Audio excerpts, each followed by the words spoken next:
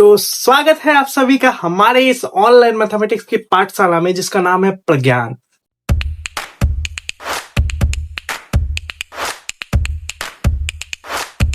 जैसा कि आप लोग को पता है कि हम यहाँ पे सॉल्व करते हैं एनसीईआरटी 11th क्लास की मैथमेटिक्स, और आपको बहुत बताते हुए खुशी हो रही है कि हमने पूरा सेट एक्सरसाइज कंप्लीट कर लिया है। आज हम लोग पहुंच चुके हैं सेट एक्सरसाइज के लास्ट चैप्टर पे जिसका नाम है मिसलेनियस एक्सरसाइज, जहां पर हम वो सारे क्वेश्चंस को देखेंगे जो सेट से रिलेटेड है, जो एग्जामिनेशन में पूछे जाते हैं।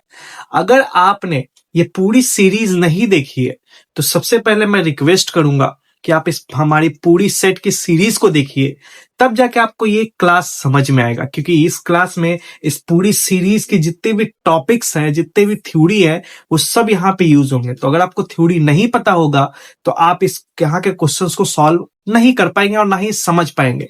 तो आप पहले थ्योरी कंसेप्ट अपना क्लियर करिए, उसके बाद इस एक्सरसाइज पे आइए, तब इस क्वेश्चन को आप आसानी से समझ पाएंगे। देखते हैं आज का एक मोटिवेशनल कोटेशन और आज का क्लास स्टार्ट करते हैं।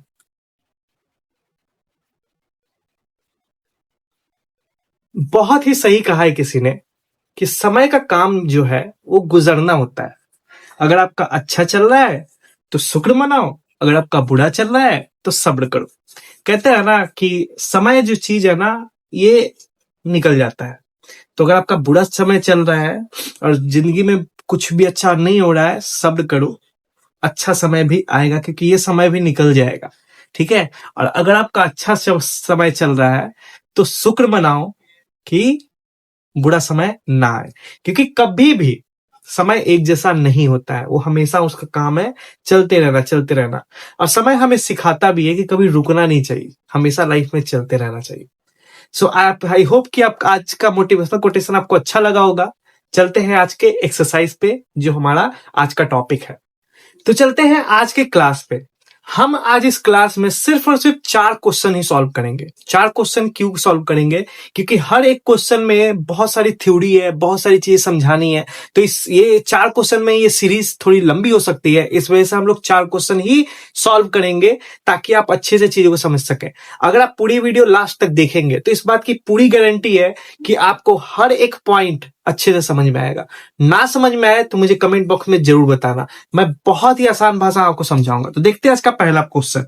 मेरा क्वेश्चन जो है मेरे सिर के ऊपर आपको दिखाई देगा लिखा हुआ। ठीक है, अभी लिखा हुआ नहीं है, लेकिन आपको जैसे मैं पढ़ूंगा वो आपको दिखाई देगा। क्वेश्चन है, decide among the following sets which sets are subset of one and another.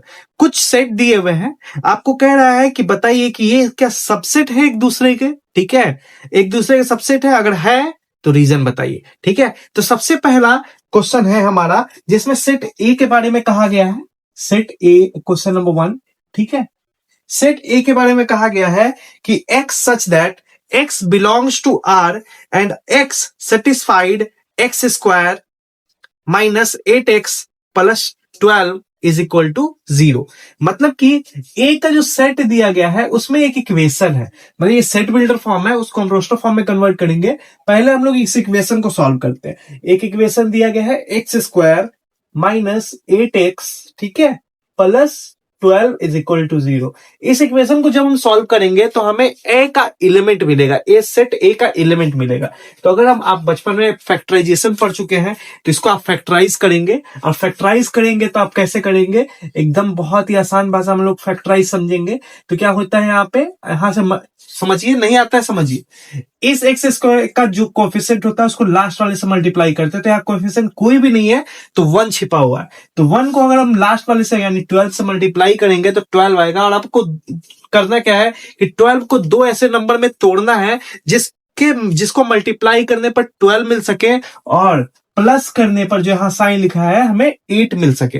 तो ऐसा कौन सा नंबर है, 2 नंबर जिसको मल्टीप्लाई करेंगे तो 12 आएगा और प्लस करेंगे तो 8 आएगा। तो हमारा नंबर है 6 और 2।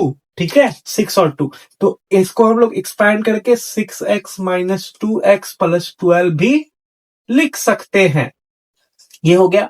यहां से हम लोग इसको जो है x कॉमन ले लेंगे, x माइनस 6 हो जाएगा, 2 कॉमन ले लेंगे, x माइनस 6 हो जाएगा इज इक्वल टू 0। यहां से फिर एक क्वेश्चन एक इक्वेशन बनेगा, यहां से आपका वैल्यू निकल के आएगा x का, यानी कि x इक्वल टू कितना आ गया आपका, x इक्वल टू एक आया 6, 2 और एक आया 6। ठीक है, तो हमारा a का एलिमेंट कितना आया सेट का, 2 आया, 6 और 2। इसके बाद सेट बी भी दिया हुआ है। ठीक है, इस क्वेश्चन में आप देख चुके हैं पहले भी, सेट बी भी दिया हुआ है। सेट बी कहता है, सेट बी जो है दिया हुआ है। ठीक है, इसमें एलिमेंट्स है 2, 4, 6। ठीक है, 2, 4, 6। दूसरा है, तीसरा सॉरी सी जो कहा गया है, सी में क्या कहा गया है, सी में कहा गया है, ठीक है, 2, 4, 6, 8 डॉट डॉट डॉट डॉट। ठीक है, ये कहा गया है। और डी में कहा गया है 6, सिर्फ एक एलिमेंट है डी। अब आपको बताना है कि ये एक दूसरे के सबसेट है कि नहीं है। ठीक है, सबसेट को हम लोग ऐसे दिखाते हैं, अगर आपको सबसेट नहीं पता है कि क्या होता है, क्या इसका मतलब क्या होता है, तो मेरी आप वीडियो देख सकते हैं इस सीरीज की, ठीक है ना, जिसमें मैंने सबसे बहुत अच्छे से समझाया। एक्सरसाइज 2 देख सकते हैं आप, उसमें मैंने सबसे बहुत बेहतरीन तरीके से समझाया। तो यहाँ पे मैं उस चीज को नहीं बताऊंगा, मैं आपको डायरेक्ट करके दिखाऊंगा। अब मैं थोड़ा सा बी और सी को लेकर चलता हूं। क्या आपको बी के सारी एलिमेंट सी में दिखाई दे रहे हैं? तो जब किसी सेट के सारे एलिमेंट बी किसी दूसरे सेट में मौजूद हो, तो वो सेट दूसरे सेट का सबसेट होता है। यानी कि यहां पर हम कह सकते हैं कि इन दोनों को देखते हुए क्या कह सकते हैं, क्या कह सकते हैं, यहां पे मैं आपको बता दूं, थोड़ा सा इसको मैं थोड़ा साइड कर दूं। ठीक है, यहां पे मैं थोड़ा सा बता दूं आपको कि जो बी है सी का क्या है, सबसेट है। यानी कि बी जो है सबसेट है सी का। ठीक है, ये निकल के आ गया। अब आप थोड़ा सा गौर से देखो। ठीक है, तो इन दोनों में हमें तो पता चल गया कि आप बी जो है सबसेट है सी का। एक को थोड़ा सा गौर से देखो, तो ए के एलिमेंट जो है बी में मौजूद है, तो इससे में हम लोग ये भी कह सकते हैं इन दोनों को मिला के, ठीक है, कि ए जो है सारे एलिमेंट है बी में, तो ए है सबसेट बी का। ठीक है, उसके बाद अगर आप डी को देखो, तो डी जो है ए में मौजूद है। ठीक है, तो हम लोग ये भी कह सकते हैं कि ए जो है सॉरी डी जो है सबसेट है ए का। तो अब हम इस तीनों को देख सकते हैं कि एक दूसरे का सबसेट है, यानी कि यहां पर हम कह सकते हैं सो आंसर जो होगा आपका बी है सबसेट सी का। ठीक है ना, बी है सबसेट सी का। ठीक है, ए जो है सबसेट है बी का, और डी जो है सबसेट है ए का। तो ये आपका आंसर निकल के है, एक दूसरे के सब सबसेट है। यानी कि जो क्वेश्चन में बोला गया है कि आपको प्रूफ करना है, बताइए कि ये जो चारों पॉइंट दिए गए हैं ये सबसेट है कि नहीं है, तो आप यहां से देख कह सकते हो कि ये सबसेट है। आई होप सो कि ये आसान तरीके से आपको समझ में आया होगा। मैंने बता भी दिया कि सबसेट क्या होता है, जब दो एलिमेंट कोई हो और एक का एलिमेंट, एक के सारे एलिमेंट दूसरे में मौजूद हो, तो वो जो सेट होता है दूसरे का सबसेट होता है। सब जैसे यहाँ पे देखिए, ए का सारा एलिमेंट जो है बी में मौजूद है, तो ए जो है बी का सबसेट है। Okay, clear. चलिए आगे के क्वेश्चन को देखते हैं, अगले क्वेश्चन पे। आई होप सो कि आपको पहला क्वेश्चन आसान तरीके से समझ में आया होगा। अगले क्वेश्चन पे चलते हैं। अब अगले क्वेश्चन में जो है, क्वेश्चन के अंदर 6 क्वेश्चन है, तो एक एक क्वेश्चन को सॉल्व करेंगे। पहले मैं पढ़ के आपको बता दूं कि ये क्वेश्चन कहता क्या है। मेरे सिर के ऊपर आपको सारी चीज दिखाई देंगी, सारा क्वेश्चन जो मैं पढ़ रहा हूं। In each of the following determines in each of the following determine whether the statement is true और फॉल्स। मतलब कि जो इस क्वेश्चन में स्टेटमेंट दिया गया है, स्टेटमेंट आपको यहां पे दिखाई दे देगा।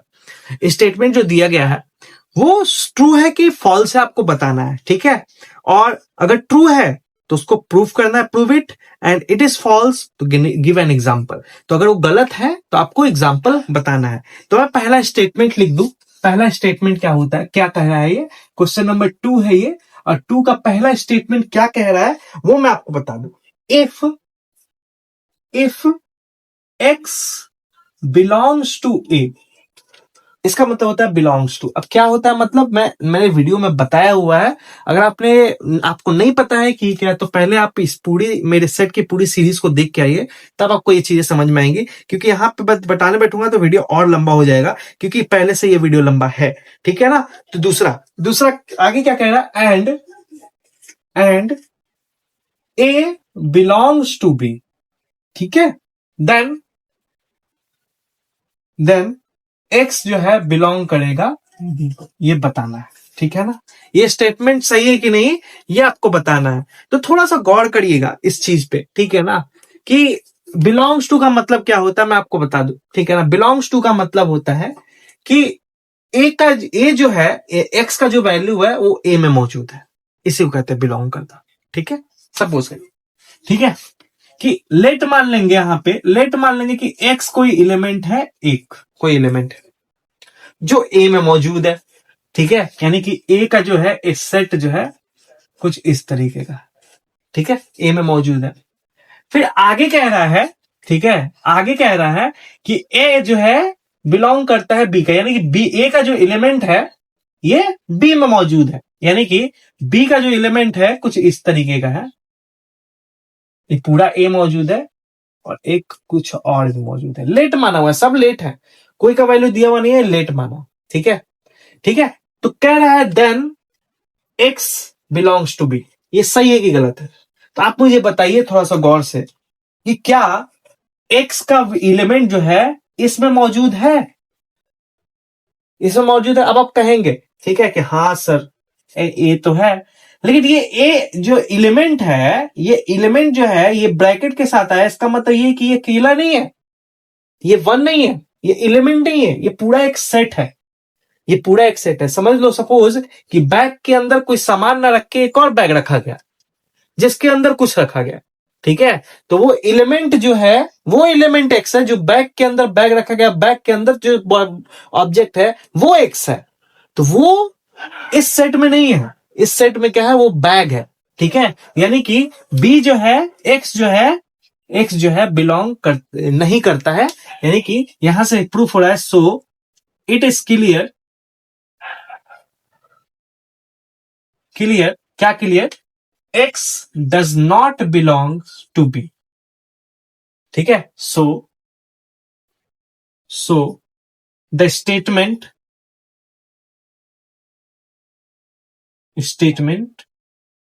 Is false, false. तो ये पहला स्टेटमेंट जो है हमारा गलत साबित हो गया। आई होप कि आपको आसान भाषा में समझ में आ रहा होगा, नहीं समझ में आ रहा होगा कमेंट में जरूर बताना। दूसरे स्टेटमेंट को देखते हैं। तो आई होप कि आपको पहला स्टेटमेंट जो फॉल्स होगा वो समझ में आया होगा। नेक्स्ट स्टेटमेंट क्या कहता है वो देखिए आप। क्वेश्चन 2 का दूसरा स्टेटमेंट क्या कह रहा है, गौर से समझिएगा। If A is a subset of B, ठीक है, A is a subset of B and B is a subset of C, okay, sorry, B belongs to C, okay, B belongs to C, okay, then ठीक है, ए belongs to सी, ठीक है। ये statement सही है कि नहीं है। अगर कोई सेट ए और बी है जिसमें ए जो है सबसेट है बी का, अब सबसेट मैंने अभी बताया, अगर आपको फिर भी नहीं समझ में आया तो मेरी पूरी सीरीज को देखिए, आपको सबसेट समझ में आ जाएगा। सपोज करते हैं, लेट करते हैं, ये स्टेटमेंट देखते हैं सही है कि नहीं। लेट करते हैं, लेट मानते हैं कि एक में ए का जो सेट है वो है 1 और 2, इसमें 2 एलिमेंट है, ठीक है। अब ये सबसेट है बी का, तो यानी कि इसके सारे एलिमेंट जो होंगे बी में मौजूद होंगे, क्लियर, ठीक है। तो इसके सारे एलिमेंट जो है बी में मौजूद होंगे, तो बी का क्या हो जाएगा आपका, ठीक है, बी का क्या हो जाएगा आपका, बी हो जाएगा आपका 1 2, ठीक है, 3 4, ओके, बी का हो गया। यानी कि ए के, सॉरी इसको हटा देता हूं,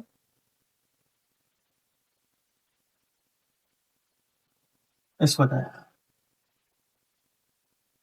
ये हो गया, ठीक है, ये बी के एलिमेंट हो गए। अब आप देख सकते हो कि ए के सारे एलिमेंट बी में मौजूद है, ठीक है, बी में मौजूद है, तो ए सबसेट हो गया प्रूफ, ठीक है।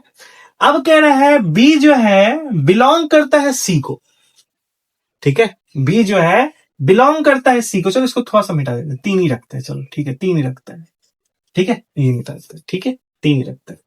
अब जो बी जो है बिलोंग करता है सी को, यानी कि बी के एलिमेंट सी में मौजूद है, ठीक है, बी का जो सेट है वो सी के सेट में मौजूद है, यानी कि सी जो है होगा आपका 1 2 3, ठीक है, हाँ एक 4 लगा लो इसमें, ठीक है, ये हो गया। अब आप थोड़ा सा गौर से देखो, ठीक है, गौर से देखो, क्या क्या ठीक है, ए बिलोंग करेगा सी को? क्या ए बिलोंग करेगा सी को? ठीक है,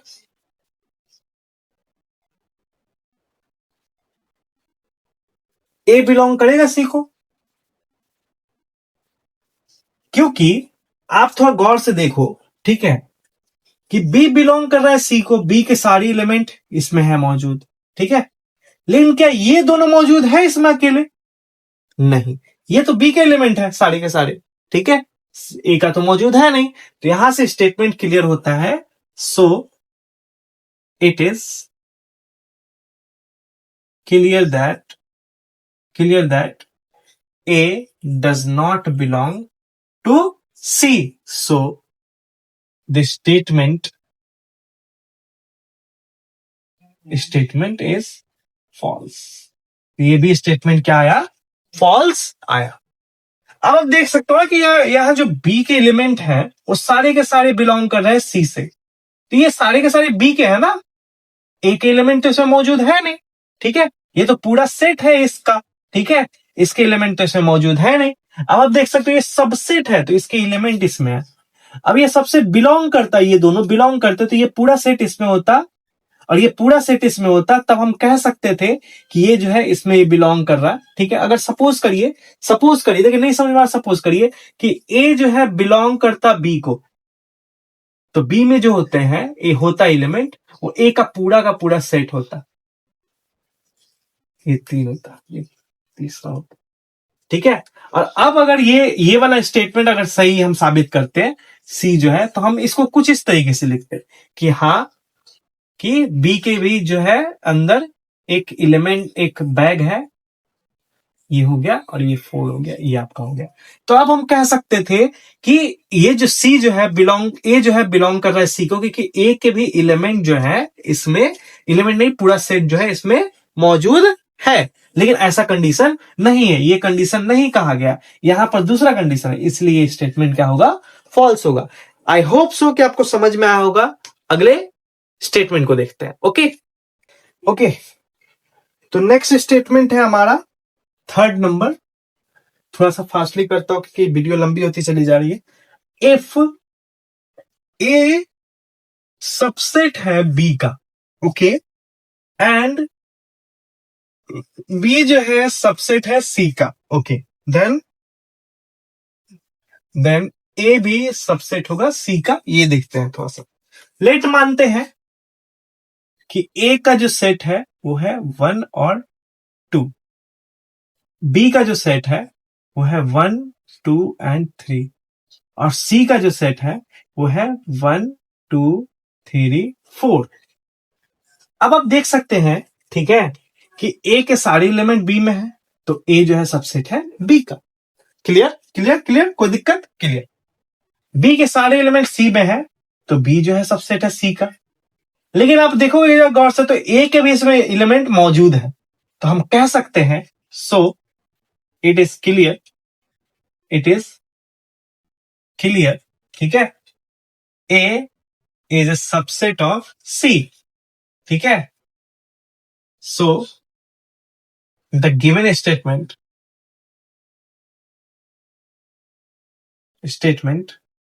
इज ट्रू। ये स्टेटमेंट क्या हो गया? ट्रू साबित हो गया। राइट, क्लियर, सारे के सारे आपको दिखाई दे रहे हैं। नेक्स्ट जो है स्टेटमेंट पे चलते हैं। तो आइए देखते हैं कि अगला स्टेटमेंट क्या कहता है। अगला स्टेटमेंट है 4th नंबर। 3rd हमने बता दिया, 4th नंबर देखिए। 4th नंबर कह रहा है if A is not subset of B, A B का सबसेट नहीं है, and B is not subset of C, ठीक है, बी सी का सबसेट नहीं है, then A is not subset of C. Okay, देखो ये भी देखो, समझो आप, लेट मान लेते हैं, लेट, ठीक है, ए का कोई एलिमेंट है, मान लेते हैं 1 और 2, ये सेट है। अब ए जो है बी का सबसेट नहीं है, इसका मतलब ये होगा कि ए के एलिमेंट बी में मौजूद नहीं होंगे। तो इसके यहाँ पे जो एलिमेंट होगा, मान लेते हैं 1, 3 और 5 आया, ठीक है ना, दोनों के दोनों मौजूद नहीं है, इसलिए सबसेट नहीं है। अब कह रहा है बी जो है सी का सबसेट नहीं है, यानी कि सी का जो एलिमेंट है, ठीक है, सी का जो एलिमेंट है वो है, ठीक है, कुछ इस तरीके का कि 2, ठीक है, 3, 4, 6, ये। अब आप देख सकते हो, ठीक है, कि ए का जो है, ए जो है सबसेट नहीं है बी का, ठीक है, बी भी जो है, बी के सारे एलिमेंट इसमें मौजूद नहीं है, ठीक है ना, तो यहां से ये भी सबसेट नहीं होगा। तो ये बात क्लियर हो गई कि ए भी जो है सी का सबसेट नहीं होगा। अब आप कह सकते हैं सर 2 तो है, ठीक है, तो कोई एक एलिमेंट तो है, सबसेट, सबसेट दोनों एलिमेंट होने पर होता है, एक एलिमेंट होने पर नहीं, दोनों एलिमेंट रहेगा तो ही सबसेट होगा, वरना नहीं होगा। तो यहां पर जो होगा, सो it is clear,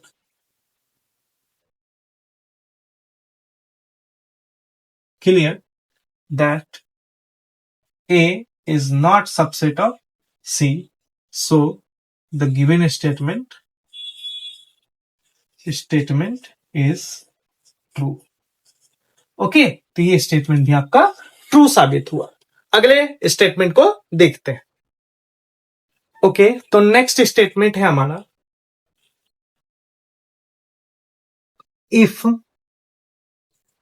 x belongs to A, x जो है बिलोंग कर रहा है ए से, ओके, एंड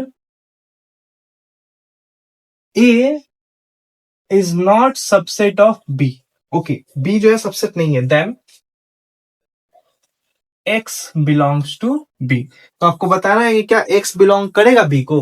लेट समझिए, लेट मान लेते हैं कि x कोई एलिमेंट है 1, तो x a का बिलोंग कर रहा है, यानी कि a का जो सेट होगा उसमें x का एलिमेंट होगा, okay, clear.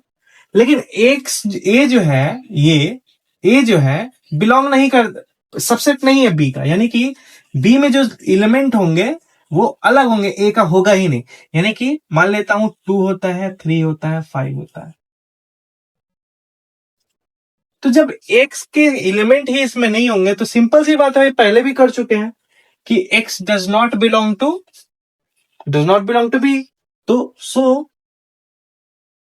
It is clear x does not belong to B, ठीक है, B, so the given statement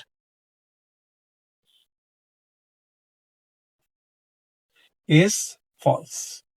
तो ये भी स्टेटमेंट क्या हुआ, फॉल्स होगा। क्योंकि फॉल्स क्यों होगा, क्योंकि यहाँ पे बताया गया है कि x बिलोंग्स टू बी है, लेकिन यहाँ पे साफ साफ पता चल रहा है कि x बिलोंग नहीं करता है बी को, ठीक है, इस कारण से ये जो है स्टेटमेंट जो है फॉल्स हो गया। अगले स्टेटमेंट यानी लास्ट स्टेटमेंट को आज देखते हैं। तो क्वेश्चन नंबर 2 का लास्ट स्टेटमेंट क्या कहता है, ये समझो आप।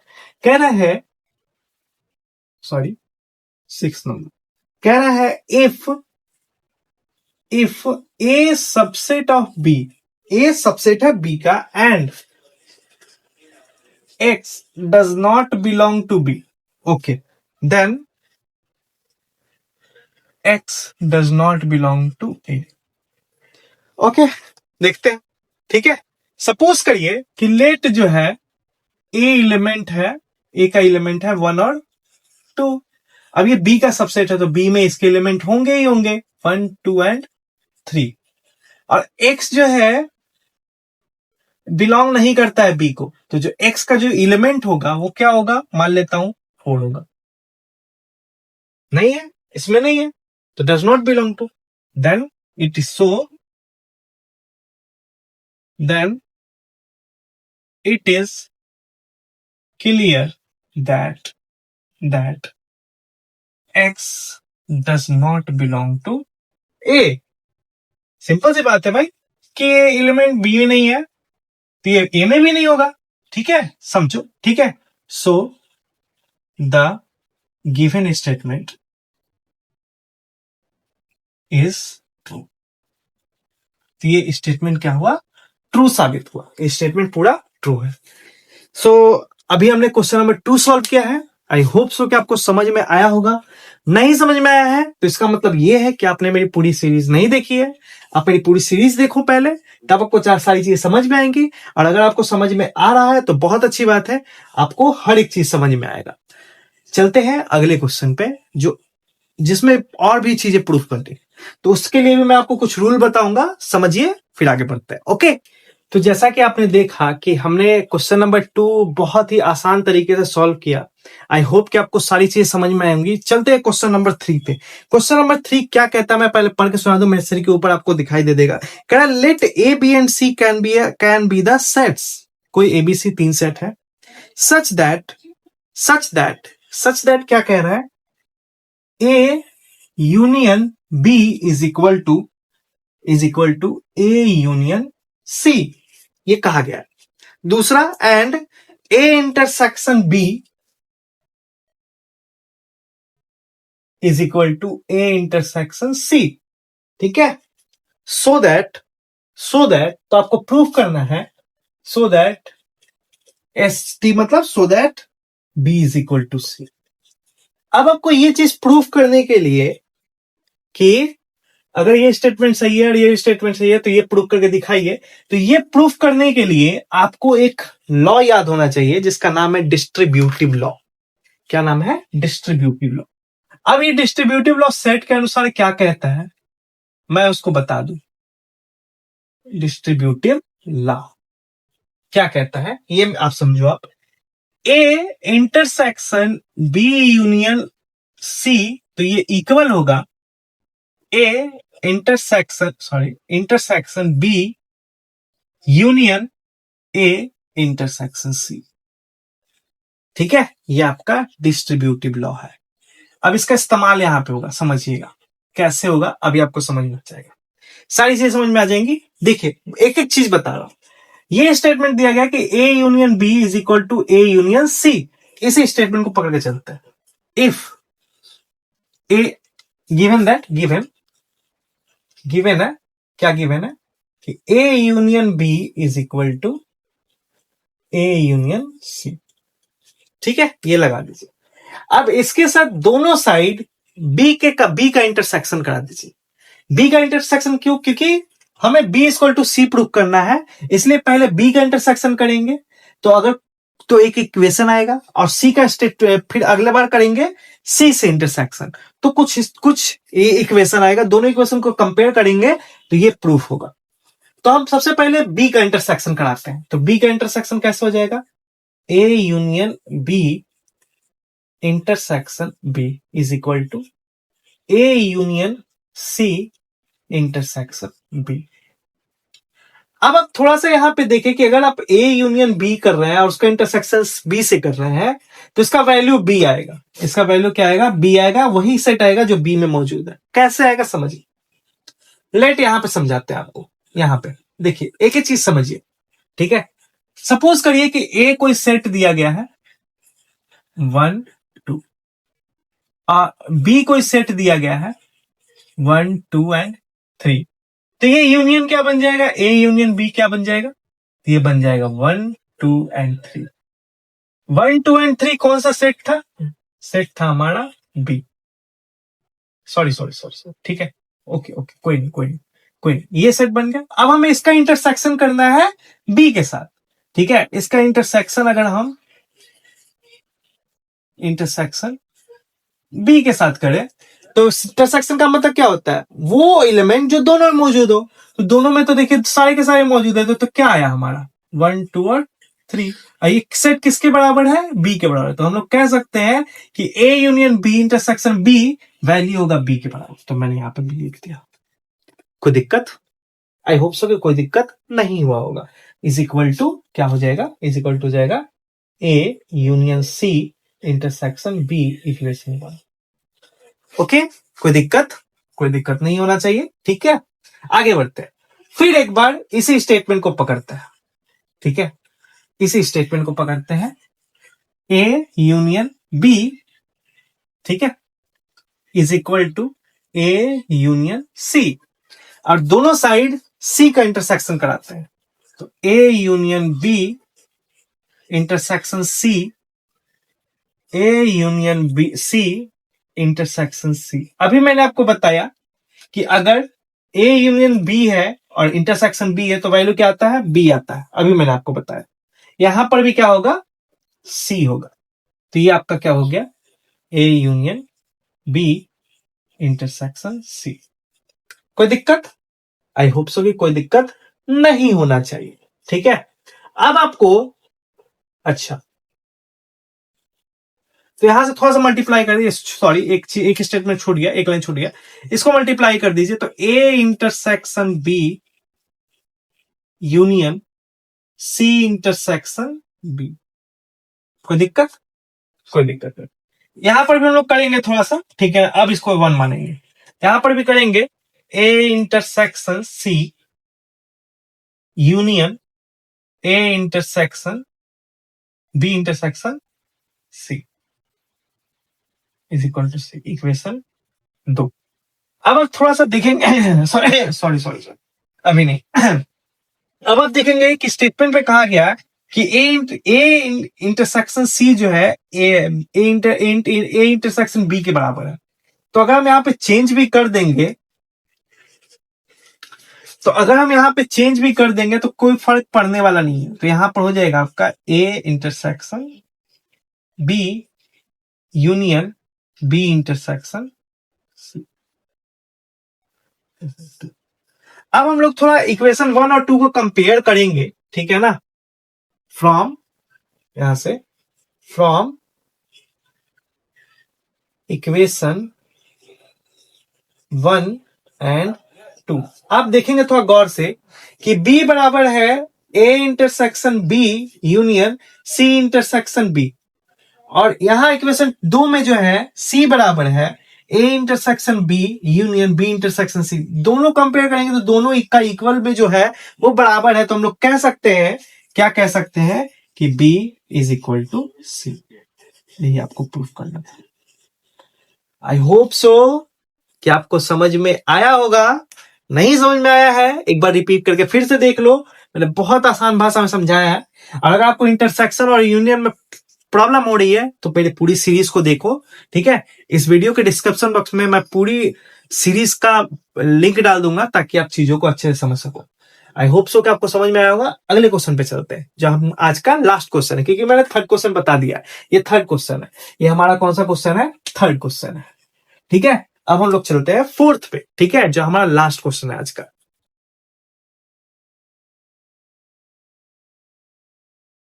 तो जैसा कि आपको पता है कि हमने थर्ड क्वेश्चन सॉल्व कर लिया है। आज हम लोग इस एक्सरसाइज के, जो मैंने आपको बताया था कि 4 क्वेश्चन में से लास्ट हम लोग फोर्थ क्वेश्चन पे आ चुके हैं।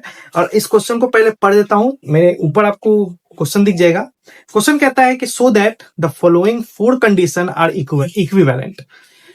जो 4 कंडीशन दिए गए हैं ये एक दूसरे से इक्विवेलेंट है। वो 4 कंडीशन क्या है वो मैं यहाँ पे लिख देता हूं आपको। ठीक है, क्वेश्चन नंबर 4 है। फर्स्ट कंडीशन कह रहा है, फर्स्ट कंडीशन, ठीक है, कि ए इंटरसेक्शन ए सबसेट है बी का। ओके। सेकंड कह रहा है, ठीक है, A minus B is 5। Okay, A minus B is 5। Okay, ठीक है। थर्ड कह रहा है कि A union B is equal to B. Okay. और फोर्थ कहता है कि A intersection B is equal to A. Okay. अब आपको बताना है कि ये चारों कंडीशन जो है एक दूसरे के इक्विवेलेंट है। हम लोग दो लेके चलेंगे। पहले लेंगे 1 और 2 को इक्विवेलेंट प्रूफ करेंगे। कैसे प्रूफ करेंगे समझिए। ठीक है, फ्रॉम कंडीशन 1 एंड 2, पहले 2 को लेके चलेंगे। ठीक है, तो पहला कंडीशन क्या कहता है? ए है सबसेट है बी का। ए सबसेट बी का कब होता है? ठीक है, जब जो है all element of A present in B. जब ए का सारा एलिमेंट बी में मौजूद होता है तो हम लोग कहते हैं कि ए जो है सबसेट है बी का। ठीक है, अब थोड़ा समझो। ठीक है, दूसरा स्टेटमेंट क्या कह रहा है, A minus B is equal to 5। अब आप थोड़ा समझो कि अगर ए माइनस बी है, ए के सारे एलिमेंट बी में मौजूद है। माइनस का मतलब क्या होता है कि जो माइनस का मतलब क्या होता है, मैं आपको थोड़ा समझा दूं। माइनस भी मैंने बताया हुआ है, अगर आपको नहीं समझ में आएगा तो आप मेरी सीरीज को देख लीजिएगा, सारी चीज समझ में आएगा। माइनस का मतलब होता है कि कोई दो सेट है, ए और बी, ठीक है। तो ए सेट में से बी का घटाना, ए सेट में से बी का घटाना का मतलब होता है कि जो ए सेट में एलिमेंट है, बी में जो है, दोनों में जो मैच कर रहा है उसको हटा के जो ए में बचा है वो, ठीक है। तो अगर मान लो, सपोज, अभी मैं एग्जांपल से भी आपको बताऊंगा। सपोज करिए, ठीक है ना, सपोज करिए कि ए का कोई एलिमेंट है 1 और 2, और ये एलिमेंट जो है, ए जो है सबसेट है बी का, यानी बी में ये सारे एलिमेंट है 1 2 और 3, तो ये सारे एलिमेंट है। ओके, ओके, ठीक है। तो ये तो सबसेट तो प्रूफ हो गया कि ए का सारा एलिमेंट बी में मौजूद है। लेकिन ए माइनस बी 5 होगा, ये समझो। ए और माइनस बी का मतलब होता है कि ए में जो एलिमेंट है, ठीक है, बी में जो एलिमेंट है अगर ए में से मैच कर रहा है तो काट के जो बचा है वो आंसर होगा। लेकिन यहां पर क्या बताया गया है कि ए के सारे एलिमेंट तो बी में है, तो ए का सारा खत्म हो गया क्योंकि वो बी में मौजूद है। तो सेट क्या बचा में, 5 बचा। तो ये भी स्टेटमेंट क्या हो गया, ट्रू हो गया, ठीक है। ये भी स्टेटमेंट क्या हो गया, हमारा ट्रू साबित हो गया। तो अब हम लोग क्या लिखेंगे, ठीक है, अब हम लोग क्या लिखेंगे, तो लिखेंगे it means that it is clear, sorry, लिखेंगे कि A subset B is equivalent A minus B is equal to 5। ये एक दूसरे से इक्विवेलेंट है। ओके, आई होप सो समझ में आ रहा है आपको, क्योंकि ये दोनों एक ही स्टेटमेंट को बिलोंग करते हैं, ठीक है। तो ये एक दूसरे के इक्विवेलेंट है। ओके, चलो नेक्स्ट कंडीशन को प्रूव करते हैं 2 और 3 लेके। ओके, इसको थोड़ा, ओके, सॉरी, मैंने पूरा स्टेटमेंट ही डिलीट कर दिया। तो आज मैं 2 और 3 कहता हूं। चलो, फ्रॉम कंडीशन 2 एंड 3 को इक्विवेलेंट कहते हैं। टू क्या कहता है, टू कहता है ए माइनस बी इज 5। ये तब होगा if all element of A present in B. जब ए का सारा एलिमेंट बी में प्रेजेंट होगा तभी A minus B equal to 5 होगा। देन अगला कंडीशन क्या कहता है, A union B is equal to B. Let example समझिए, ठीक है। ये भी स्टेटमेंट सब साबित होगा, सब होगा तभी जाके ये चीज क्लियर होगा। तो लेट मानते हैं ए कोई सेट है 1 और 2, और बी कोई सेट है 1 2 3। क्योंकि ये भी तो करना है ना, तो हमें ऐसा ही कुछ लेना है ताकि ये भी असलियत में प्रूफ हो, सही हो, ठीक है ना। तो हमने कुछ ऐसा ही आपका एग्जांपल लिया है, ठीक है ना, लेट माना। तो ए यूनियन बी क्या हो जाएगा हमारा, ए यूनियन बी हो जाएगा 1 2 और 3। अब हम थोड़ा सा गौर से देखो, 1 2 और 3 क्या है, बी एलिमेंट है, तो हम इसको कह सकते हैं बी, यानी कि A union B is equal to B. यानी कि दोनों स्टेटमेंट एक दूसरे के इक्विवेलेंट है। तो हम लोग कह सकते हैं कि A minus B is equal to 5 is equivalent A union B is equal to B. ठीक है, ये भी आपका स्टेटमेंट इक्विवेलेंट है। ओके, ये भी कंडीशन आपका इक्विवेलेंट साबित हुआ। अगले अगले जो है कंडीशन को देखते हैं 3 और 4। ओके, तो नेक्स्ट कंडीशन है हमारा 3 और 4। From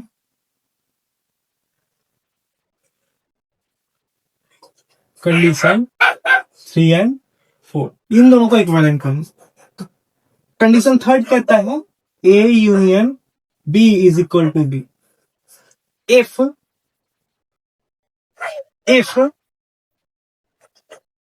all element of A union B is present in B. तो ये कंडीशन सही होगा। चौथा कंडीशन क्या कहता है? चौथा देखें, फोर्थ कंडीशन है A intersection B is equal to A. अब थोड़ा सा गौर से देखिए, ठीक है। लेट मानते हैं ए का कोई सेट है 1 और 2, बी का कोई सेट है 1 2 एंड 3। तो ए इंटरसेक्शन बी क्या होगा? ए इंटरसेक्शन बी क्या होगा? वो एलिमेंट जो मैच कर रहा है, यानी कि 1 और 2। तो ये क्या है हमारा? ये पूरा क्या है? ए है। तो ये हमारा ए है। तो हम आप देख रहे हैं कि दोनों स्टेटमेंट एक दूसरे से कंपेयर कर रहा है। तो हम लोग कह सकते हैं कि A union B is equal to B is equivalent of A intersection B is equal to A. ठीक है, सब एक दूसरे का इक्विवेलेंट आया। सो हम लोग कह सकते हैं all statement conditions are equivalent.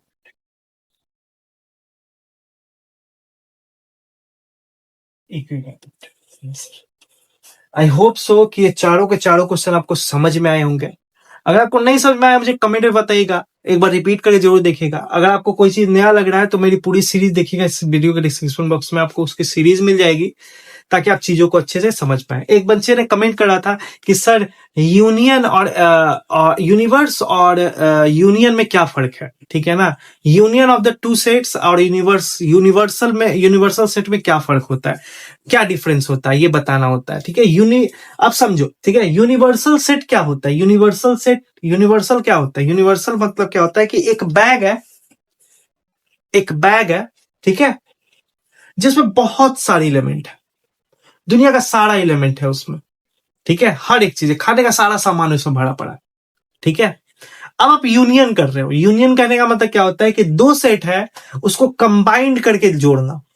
ठीक है, दो set is a combination of the two sets. Union, combination of the two sets is called union. Universal set होता है कि इट्स अ यूनिवर्स, सभी सेट, सभी एलिमेंट उसमें मौजूद है। ठीक है, तो ये कंडीशन होता है। आपका इनफाइनाइट भी एलिमेंट हो सकता है उसमें, यूनिवर्सल सेट में। ठीक है, तो ये डिपेंड करता है कि क्वेश्चन किस तरीके का। तो यूनिवर्सल सेट एक अनडिफाइंड एलिमेंट होता है। ठीक है ना, उसमें डिफाइन नहीं होता, फाइनाइट नहीं होता, इनफाइनाइट एलिमेंट्स होते हैं। ओके, आई होप सो कि आप समझ में आ गया होगा। पूरी वीडियो को देखा होगा आपने, आपको हर एक चीज समझ में आया होगा। अगले क्लास में हम लोग इसके आगे क्वेश्चंस को देखेंगे। तब तक के लिए शुक्रिया, थैंक यू सो मच पूरी वीडियो को देखने के लिए। धन्यवाद, जय हिंद।